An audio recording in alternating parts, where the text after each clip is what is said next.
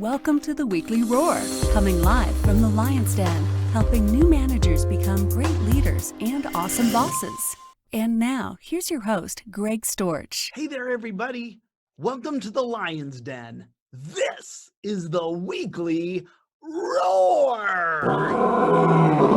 I'll tell you what, I am glad I'm able to bring these leadership lessons to you virtually because things are a bit crazy right now with this coronavirus. Here in Italy, we've been on restricted movement for quite some time now. The streets around here are virtually empty and everything is closed except for pharmacies, grocery stores, gas stations, and of course, healthcare facilities. Sometimes it does remind me a little bit about what I think the apocalypse would look like, thanks to AMC's Walking Dead. Well, listen, as they say in show business, the show must go on. And go on it shall, because today I kick off my new series called How to Raise a Leader. My first talk is going to be about the importance for leaders to multiply other leaders. So we'll begin there.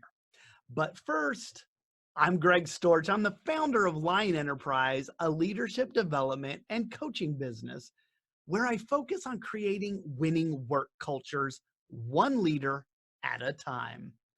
I'm a certified professional leadership coach and a certified leadership speaker and trainer. So last week, a lot of you joined me for my series recap. My last series was focused solely on us as leaders and some of the things we could work on getting better at doing in order to reach our potential as leaders. I started there because that's really where we have to start, right? Everything begins with us first.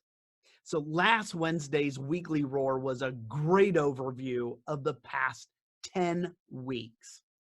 Hey, listen, if you missed that episode, just head over to my website at www.lion-enterprise.com. Click on the Lion's Pride Library where you'll find video number 95 for last week. And while you're in the Lion's Pride Library, go ahead and check it out. It's a free resource for all of you on my website, and it's a great way for you to get more of the roar. All right, everyone, let's jump into this new series and talk about one of the biggest responsibilities we have as leaders, and that's making more leaders.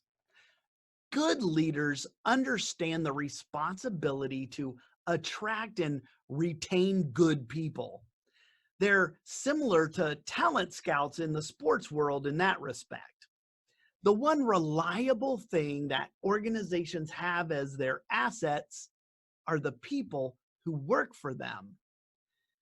See, people can change, they can learn, and they grow. They get better over time, whereas everything else tends to depreciate and deteriorate over time. So why are people so important to a leader? It's simple, really. And I've talked about this before. If you want to be successful as a leader, one of the things you must understand is that we don't do anything, achieve anything alone.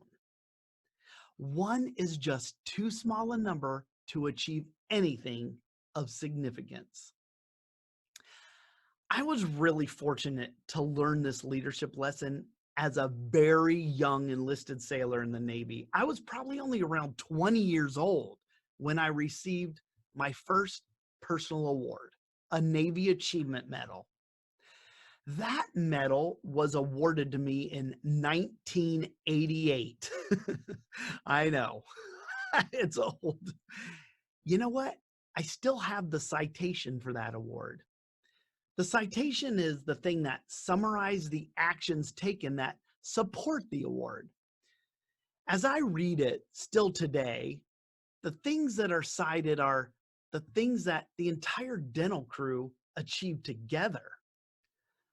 The more awards I received through my career, the more it was reinforced that none of my accomplishments were the results of what I did by myself, but they really was a summary of the major accomplishments I achieved with the teams I was leading.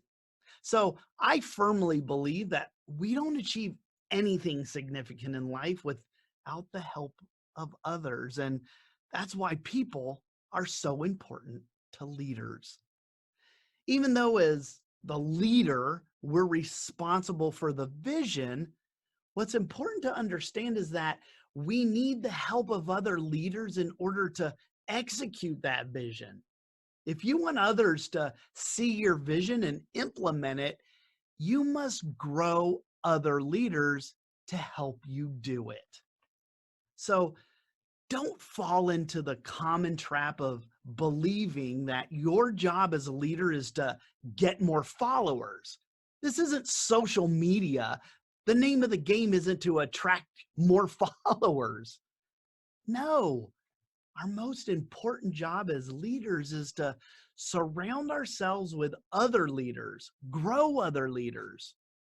Great leaders multiply. So, what I think I'm going to do today is I'm going to share 5 things with you that you should consider when it comes to multiplying other leaders. So, let's jump right into it. Now, the first thing I want you to remember is that your inner circle, those you allow closest to you, are the people who will determine how successful you are as a leader. They're the ones who hold the keys to make or break you. Now, I've spoken about the importance of your inner circle before and the kind of influence that they can have on you. When it comes to relationships, we're greatly influenced, whether we like it or not, by those closest to us. It affects our way of thinking. It affects our self-esteem, and it definitely impacts our decisions. You all probably know the famous Jim Rohn quote where he said that we're the average of the 5 people we spend the most time with. What I do as a leader to develop those around me into better leaders themselves will have a direct impact on the outcome of my own leadership. If I multiply my leaders and develop them, I'll have a positive outcome. But the opposite holds true too.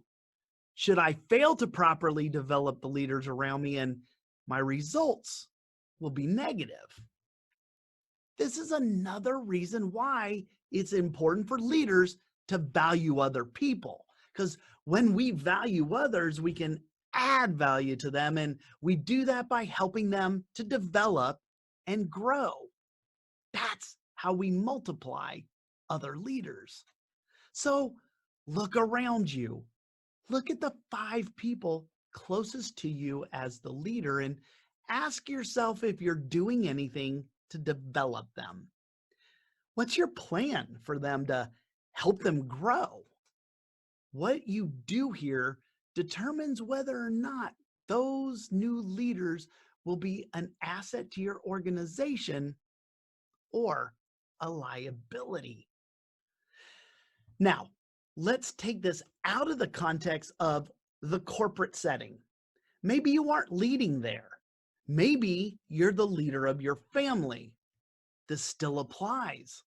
In order for your vision for your family to be seen and to be effective, you have to see value in those around you and help them to develop and grow so they become assets that can help you, not hurt you. So ask yourself, how am I helping my children grow and develop? How do I support my significant other in their pursuit of growth?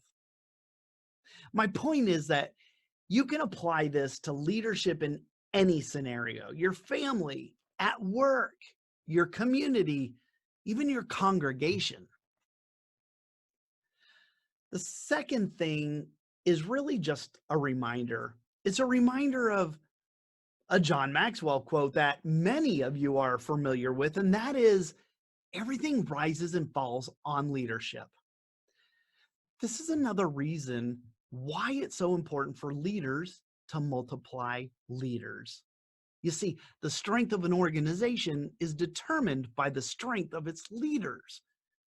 When we multiply leaders, we give our organization the chance to grow as well.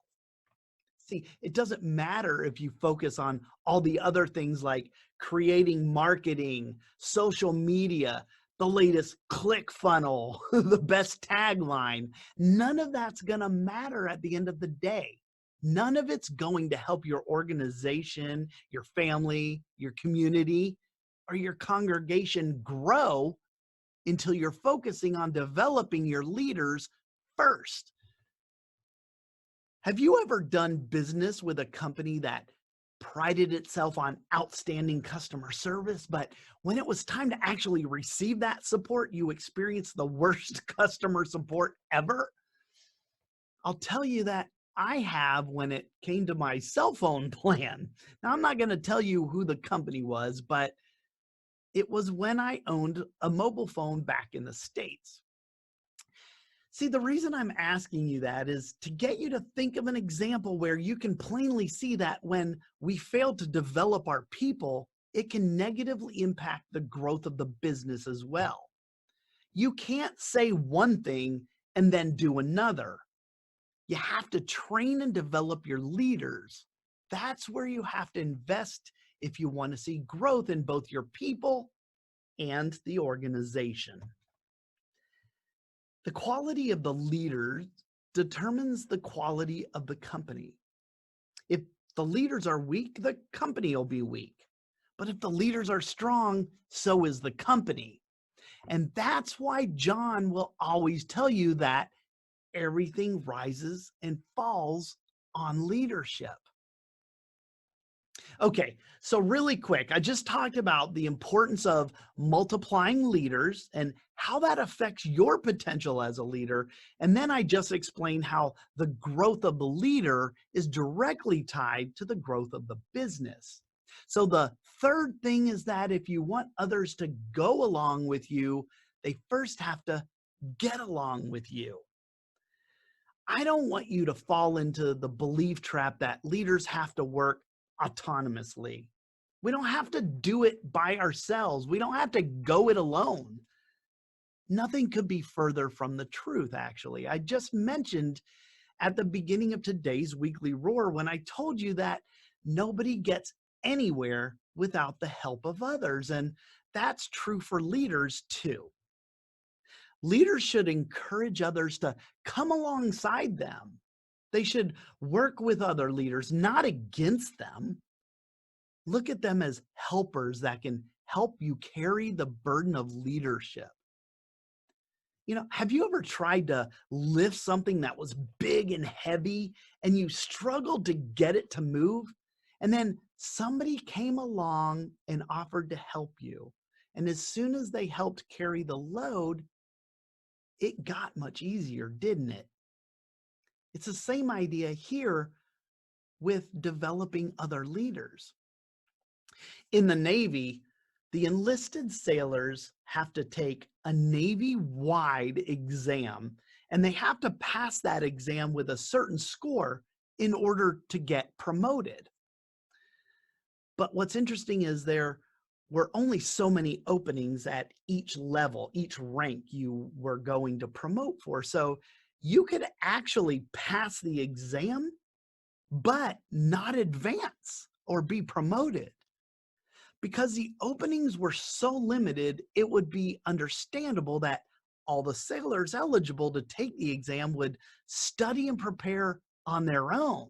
They were competing with each other, right? But what I experienced was the exact opposite. The sailors I worked with all got together and created study sessions to help all of them best prepare for advancement. Those who had strengths in one area would help there, and others in their strength areas would help there. It was a great example of a share the load mindset. You've heard me say it before. We're better together. When people share a common direction, when they feel a sense of community, they tend to get where they're going more quickly and easier because they're moving with each other's momentum. Potential leaders can help us carry our leadership load. Another thing, the fourth thing is that leaders need to be able to attract other leaders. Why? Well, because you need other leaders to help you carry the load. You know that saying, it takes one to know one. Well, that's absolutely true for great leaders. It takes a leader to know a leader. As leaders, we have to develop the ability to attract other leaders. You can do that when you start to think like them, express feelings that other leaders can sense, and create an environment that attracts other leaders. You have to first attract them before you can develop them. And you have to develop them so they can help you carry the load. If you fail to attract other leaders and only attract followers, you're going to be stuck relying on yourself to carry the load, and that will just lead to burnout. That's why it's important that you develop the ability to attract other leaders. One of the best ways to do that is to raise your leadership lid by continually developing and growing as a leader yourself. You have to keep raising your lid to attract other leaders, because leaders naturally migrate to the stronger leader. They get attracted to the people who are at least at their same level or higher. They don't go to somebody who's at a lower level. So if you remain where you are, you'll be the one being attracted to another leader instead of doing the attracting. So you have to ask yourself at this point, do I know what I'm looking for when I look for other leaders? Well, if you participated in my last series, then you know several things to look for, because that series was all about building yourself as a leader first. Here's some reminders of some of the things that you can look for that I spoke about. I talked about the things like attitude, character, self-discipline, and personal growth. You not only have to possess those things yourself, but you have to be able to assess that in others if you want to find the leaders you want to surround yourself with. If I'm the coach and I want to build a great team, I need to go out and I need to find the Peyton Mannings and the Tom Bradys. But before I can go find them, I have to know what I'm looking for. Now, the fifth thing I want to talk about is the importance the role of mentoring plays in growing other leaders. I once heard this saying that went like this: there is no success without a successor. So basically, what's the plan for your efforts to continue? Are you preparing your leaders to develop other leaders too? I want to share this story, another Navy story, because it's a great example for this. The Navy has a long history of traditions that date all the way back to 1775, when our Navy was first established. One of those traditions is the promotion of a sailor to the rank of Chief Petty Officer. That's an E6 to an E7. An E7 is a Chief Petty Officer. Now, all of the services have promotions from E6 to E7, but the Navy's tradition is very different and specific to our naval service. It's the only service where a shift occurs in the uniform and the conduct of the sailor. See, at the E7 level, the Chief Petty Officer and above, their uniform shifts and it becomes the same as that of the officers, except for their insignias, for their ranks. But what I wanted to really share with you about this is the initiation phase and the promotion ceremony that follows once a sailor is selected for that promotion to a chief petty officer, an E7. As soon as a sailor learns that they've been selected to promote to a chief petty officer, they're immediately thrown into a mentoring relationship with those who are already holding that rank. And for several weeks, those mentors and mentees go through an initiation phase, a mentoring period that is designed to teach the new chiefs, the up-and-comers, about leadership, the old traditions, and other customs. And this happens every year. It's been going on forever. And that's how the tradition stays alive to this day, by leaders mentoring the new leaders and teaching them how to do it for the next group of sailors. Leaders create and inspire new leaders by instilling faith in their leadership abilities and helping them develop leadership skills they don't even know they have. One of the most important questions we have to ask ourselves as leaders is whether or not we're multiplying leaders. Are we raising other leaders? If you oversee others in your position and you want to multiply leaders, you have to do 4 things. First, you're responsible as a leader to appreciate those people for who they are. And the second thing is to hold the belief that they're going to do their very best. The third thing is you have to praise their accomplishments. And the fourth, accept your responsibility to them as their leader. Great leaders, the really successful leaders who are at the top of their leadership game, all have something in common. And that is that they understand the importance of attracting and retaining good people. At the end of the day, the fact remains that if we want to be successful as leaders, we have to be able to multiply other leaders. We have to be able to establish a team, because the fact is we can't achieve success by ourselves. We need others.